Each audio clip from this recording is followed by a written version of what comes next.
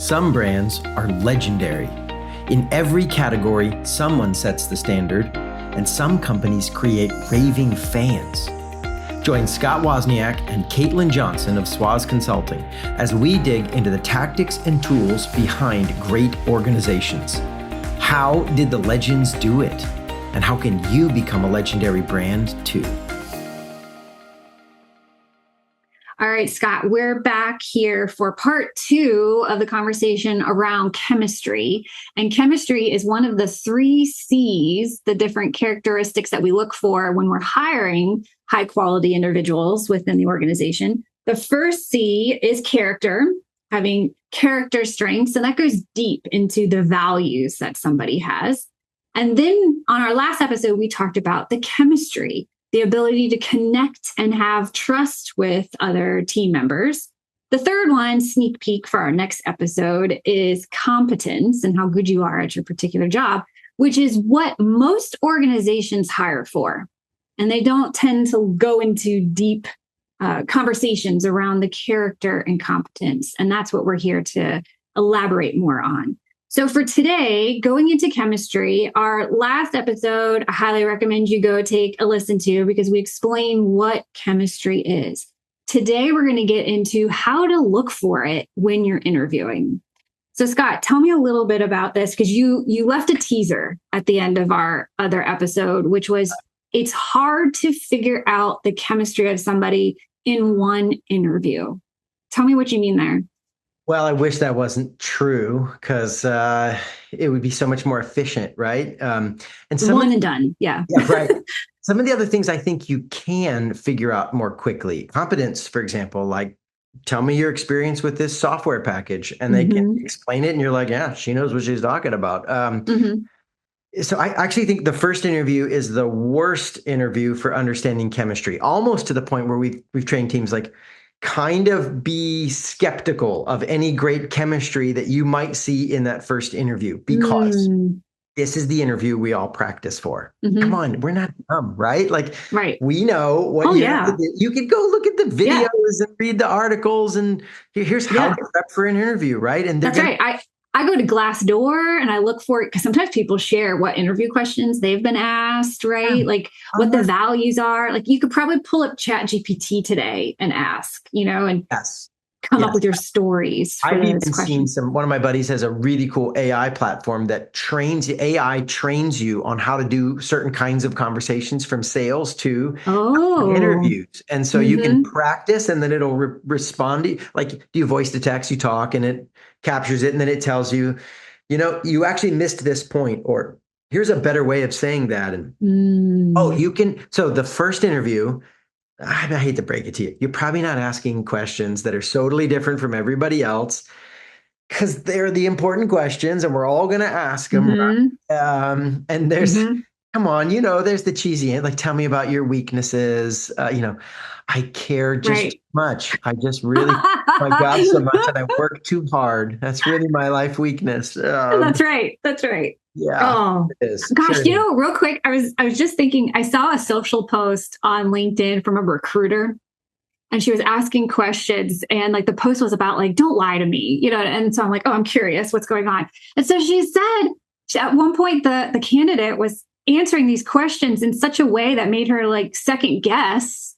And then she was like, are you using ChatGPT? And the candidate's like, no, I'm not, because I appreciate that you're looking for authenticity and, high values. And then the recruiter leans in. She's like, I can see the reflection in your glasses of ChatGPT. There might be some chemistry, like, character chemistry. Meaning, yikes. He probably had ChatGPT answer, like, how do I answer that I'm not using ChatGPT? Yeah. I was like, ooh, yikes. Yeah. So listen, people will fake it. They can't. They will fake it through their first interview. Yeah. Not because they're all evil liars, though there are They're nervous. Thank you. We want to make a Mm-hmm. great impression. So we prep it and we put on our best face and we show Mm-hmm. up and we say all the things we hope they want to say because we really want them to like us. It's a little bit like the pressure to go on the first date, which has been a long time for me, thank God. But I've Same, seen the me too. rom-coms, right? Like Yeah. and then you like find out date 3 or 4, like, wait, you live in a van down by the river, right? Like, what? Okay. Curious life choices. Thank you. Thank you. So yeah, I'm not saying ignore these things in the first interview, but it's not, you can't just say, man, she made a great impression. We really liked Mm. her. She must have good chemistry. You got to get them off the normal script. Mm-hmm. You got to validate it multiple times. Now, maybe you got an entry level position and you're not going to do tons of interviews for that position at the executive level. Oh, yeah. And I mean, I'll use some of my Chick-fil-A story as an example. Mm-hmm. You guys don't remember. I used to be one of the senior guys at Chick-fil-A and I left. And the first client to sign me was Chick-fil-A. I was actually there this week working with another group. So I love those guys. But the hiring process is intense. The guy I was working with, his story was 5 years of interviews. They did contract work with him, and then 5 years into their Wow. relationship, he got hired full time. Mine was Man. 5 months, but I did 17 interviews in that 5 months. And if I say 5 months at the support center, they're like, 5 months, dude, that was fast. How'd you do Oh, that? wow. Mm-hmm. It's a long, long process with lots of people involved and multiple steps because they're checking Mm-hmm. for all these things. Okay, but let's say you got an entry level position and you're 17 and you're going to want to work a register at Chick-fil-A. Now they're franchise, so hiring is done by franchisees, which means there's not a single way to do it. They can all make up their. Okay. But we Mm-hmm. do. I'm not really there anymore. The corporate headquarters pays attention and looks for best Mm-hmm. practices, and so they have noticed that on average, it's about 3 interviews for someone to get their first Okay. job at All Chick-fil-A. right. So 3 interviews for an entry level position, more extensive 5 months for a senior leader who's going to have huge impacts on the organization because you focused on operational excellence. Yes, So the impact you were having was global. I want to say yes. global. I don't know if Chick-fil-A is global per Well, se, yes, but they are. definitely They are national. early in their international journey. They have Canadian locations, All and they right. have just started the process of launching to Europe. So Oh, wow. Ooh, yeah, fun. it's an exciting time. Okay, so let me get tactics. How do you test for this? Yes. Part of it is you get them off script and you just keep talking. You go past the obvious questions and you keep hanging out and again, think Mm-hmm. dating. By Mm-hmm. the third date, you have a much more honest impression than that first date when they fake it. And then Mm-hmm. over time, you get to see more and more who they are. But like this is another one. We'll use dating tips as another example. So again, I'm not in the game, but I watch rom-coms, so I'm pretty much a pro. Um, not in the dating game, Right, but right. one of the keys is how they treat other people, not you, the interviewer. You have power over them, so they're going to suck up to you. Of course. One of my Sure. favorite things to do if you have an office waiting room area with a receptionist, front desk person, Mm-hmm. how do they treat that person up front? And we'll go back and ask the front desk person, hey, what were they like? Did they talk to you? How did they respond? Do that. We might even ask the client occasionally about the front desk. So how'd they do at the front desk and see if they use the Yeah. name and notice who they are. In the Chick-fil-A example, again, there's not a hard rule here, but a lot of them will do a group interview because they have so many students that want to work for them. They're kind of in an enviable position employment wise. Uh, Yes. but so they're getting this is also another way to make it more efficient, right? I can't do 3 rounds of interviews with 100 kids every week. I got a job to do, right? So Mm-hmm. you bring a group of them in, and one of the key things they look for is not how they react to the manager doing the interviews. It's how do they treat the other interviewees. Oh, just the respect and maybe connection. So we're talking chemistry here. So how are Yeah. they getting along with the other? I'll give you some things to look for. Okay. What we're looking for chemistry in a second, but it's how they treat the other people. Like again, if Mm, in my date analogy, if you're on a date, of course they're going to treat you nice. How do right. they treat the server? If you do Yeah, valet yeah, yeah. parking, how do they talk to the valet parking person? How do they Mm-hmm. show up to the rest of the world? The old saying is you can tell a lot about a person by how they treat animals and kids, right? Like, Mm-hmm. Mm-hmm. Or or their mom. Thank you. Thank you. Yes. Yeah, How they treat that woman is probably how they're going to right. treat you as a woman That's someday. right. Heck yeah. And the principles, how do they treat people who don't have any power over them? Uh-huh. Yeah. When treat people who can do nothing for them, they've got nothing to gain. How do they Mm, show up? And so that's another clue to look for because again, you are the least honest one in the process if you're the hiring manager in terms of like you're honest, meaning you're not telling the truth, but the signals in data mm, analysis, an honest signal is one that is actually true, right? mm-hmm. Right. So the least honest signals are the signals they're sending you because you're the interviewee. They want you to like them. Of course, they're going to be. Right. Impress you. So, okay. So, what are you looking for? One of it is vulnerability, their willingness to kind of share that they've got challenges or concerns. The fake, I have my weaknesses or that I'm too good at my job, right? Right. Oh, but here's one of the other critical things. It's the conversation tennis game.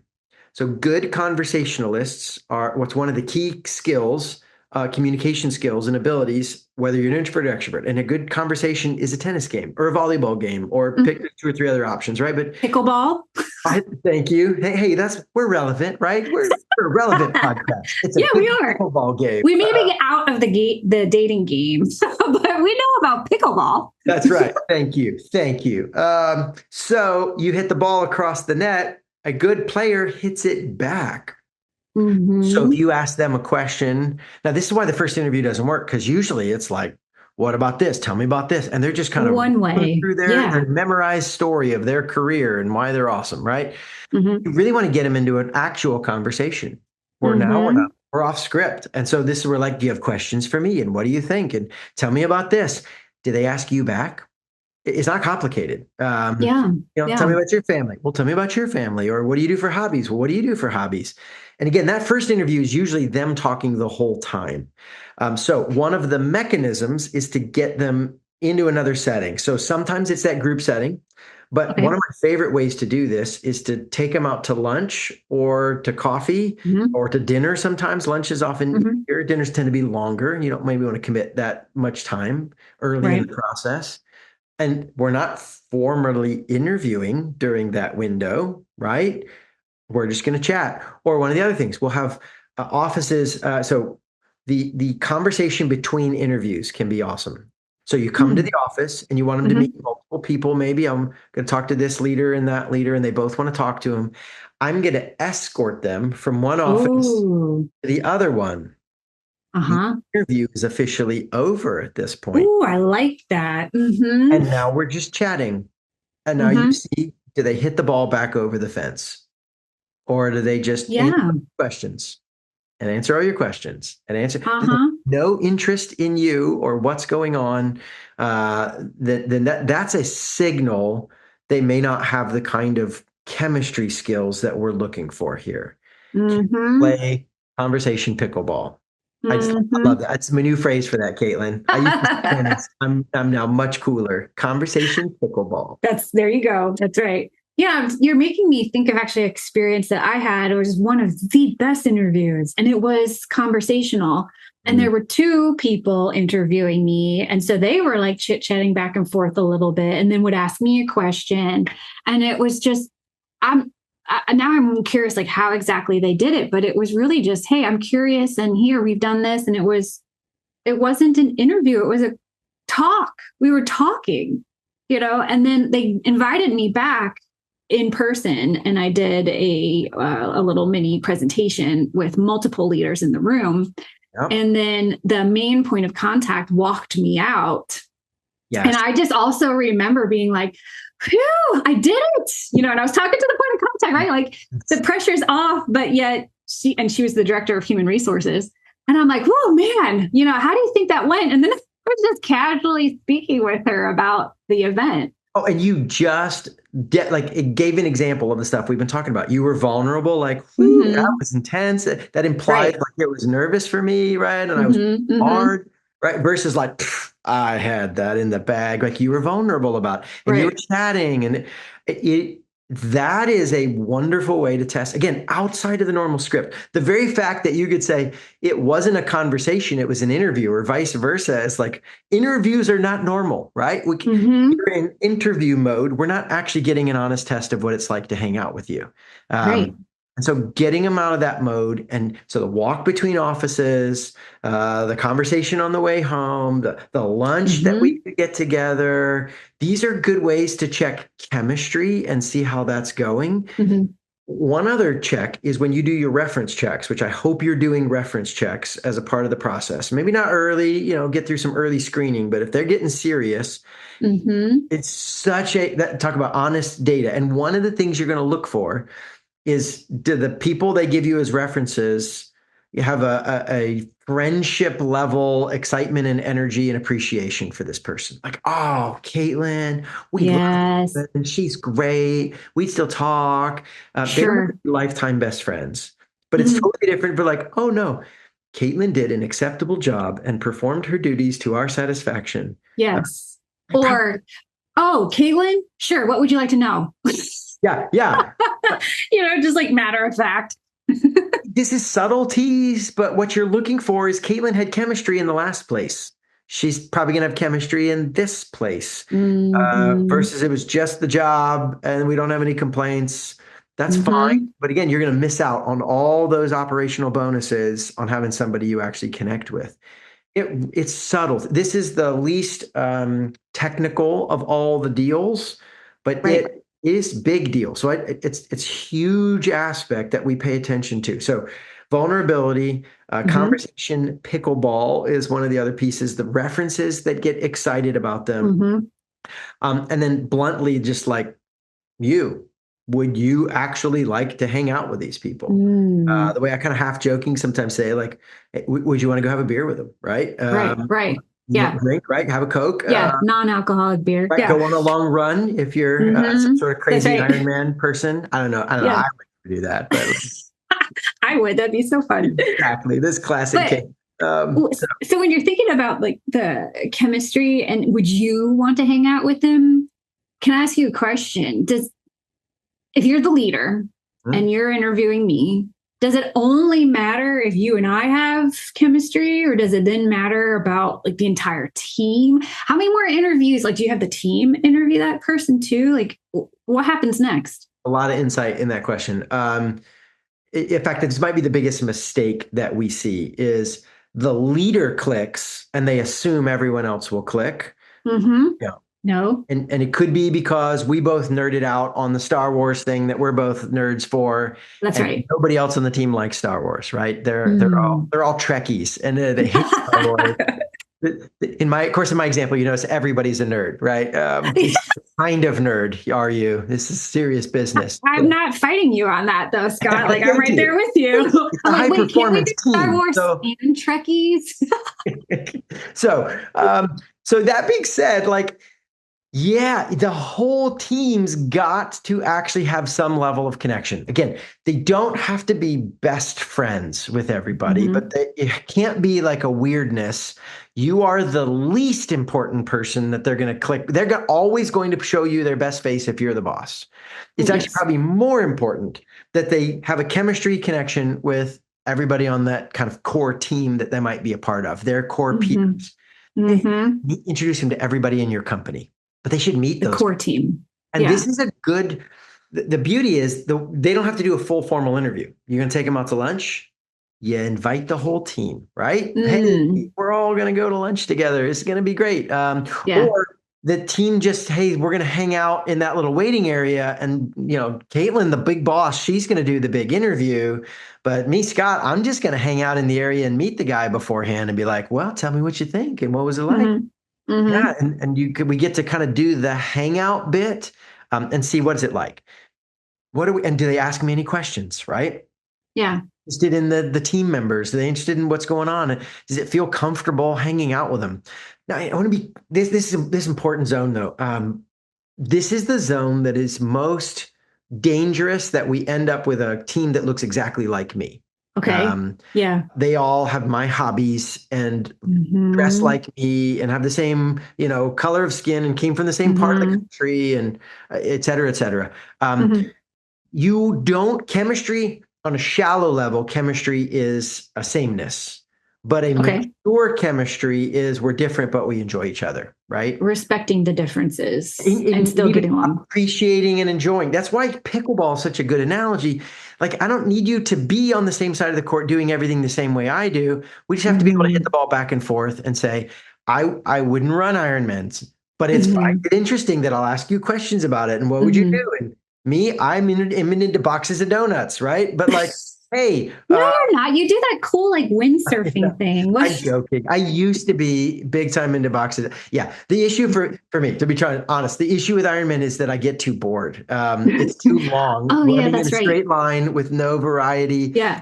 So I'm the You like the idiot. tough mutters. Yes, I need you to like make me climb over a wall, jump off a cliff, and electric shock me. And now it's more fun. Now I'm like, oh, that's worth doing. Like nobody has tried to tackle me in the part of this process of the race. What are we doing? Right. Right. So Yeah. yeah, yeah. I wish I was joking, but that is actually my It's, psychological condition. So, that being said, yes, the difference is we can have a conversation about it. We don't have to all be health nuts, is my point.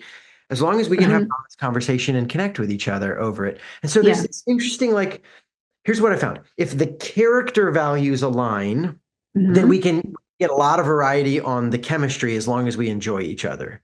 It's the Oh, I like that thought. core Okay. values, we need to all have the same definition of what a meaningful, excellent work environment looks like, right? It's a few things that are Hmm. the big deal, right?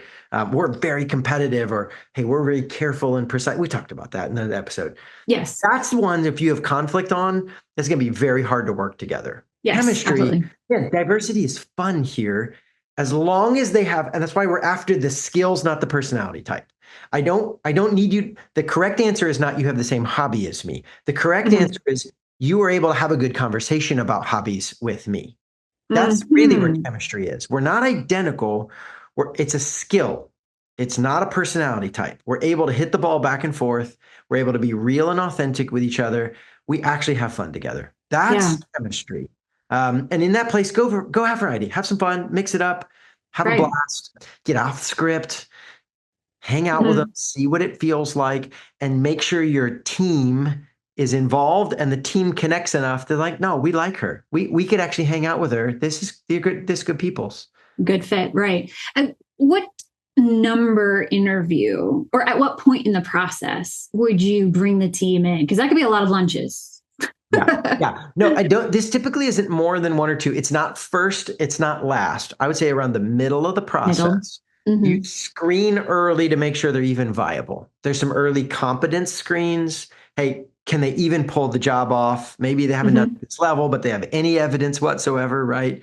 There's Hmm. some initial character tests you can do, and you screen for some easy stuff. Like, okay, and now we're starting to get to really know the person. That's where chemistry Hmm. shows up. But you don't have to do lunches every time, all the time. And as soon as I say that, it's like depends on the level of position, right? Come on, I'm a Mm. consultant, Caitlin. The answer is it depends. It's always, it depends. It's so bad.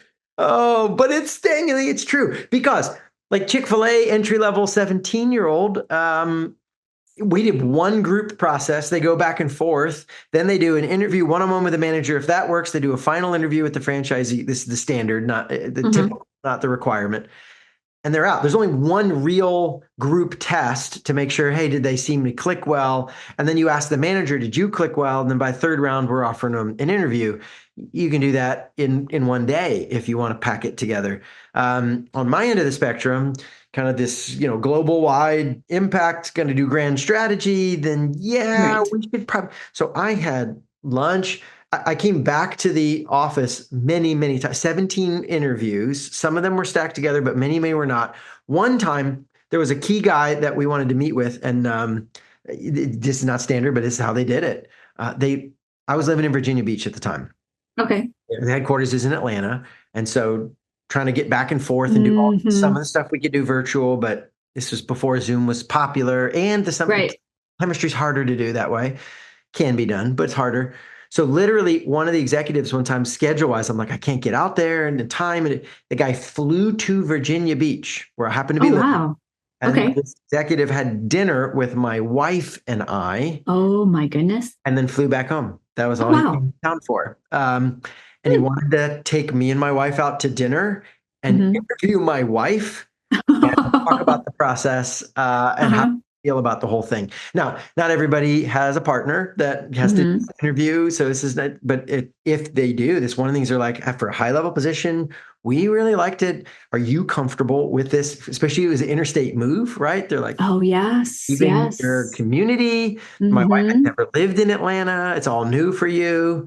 Because Mhm. what they've learned is like, hey, if she's not okay with it, it doesn't matter how much you like your job, buddy. This isn't Oh, going to go very well. it's not going to last very long. Right. Mhm. And guess what? So I had multiple meals with the team when I would visit there, dinner while I was in town, one time even dinner with us out of town. They flew out to Mhm. us just to have a dinner. And some of that we covered important content. But man, a lot of that is chemistry tests. Mhm. Mhm. Literally, in that that was right before they made the official offer. And in that dinner, I remember him saying, this guy turned out to be a mentor of mine, a great guy, Phil Arazi's one of the legends in the Chick-fil-A world. Phil, you're the man. He's retired now. But That's awesome. I remember Phil saying, hey, even if this doesn't work out, I feel like we've Mhm. got to be friends. I really hope we can stay. But ironically, but okay, he says, I really hope we can stay connected as friends. I've really enjoyed hanging with you. I would love to Mhm. just keep, connecting. And I read that as like a really gracious brush off, right? Yeah, I was going to say, I'd be like, "Oh, I hope no. we stay friends, right? Not the friend comment." Right. The next morning he calls me and makes a formal offer. Wow. Wow. But yeah, but he wasn't real. And I was like, yeah, I thought we were done. And I was like, yeah, honestly, I would love to. Like my family was still, I said, when I'm back in town, maybe Yeah. out. And I thought the job was over and I was like, hey, at least I got a friend out of it. You want to know if your chemistry test works? You finish and you're actual friends with those people. I Yeah, don't know that's a if you do really that good for point. all your levels of hiring, but at the Yeah. highest level, that's a chemistry test. If you enjoyed this episode, you might want to sign up for our weekly newsletter. It's all new content with the same themes. You can subscribe for free and learn more about how we partner with our clients to build legendary companies at swazconsulting.com. That's www.swozconsulting.com. And if you want to get access to the actual tools and techniques that we use with our elite consulting clients, check out our online program at legendarybrandsacademy.com. That's www.legendarybrandsacademy.com. Greatness is possible. You just have to build the right engine.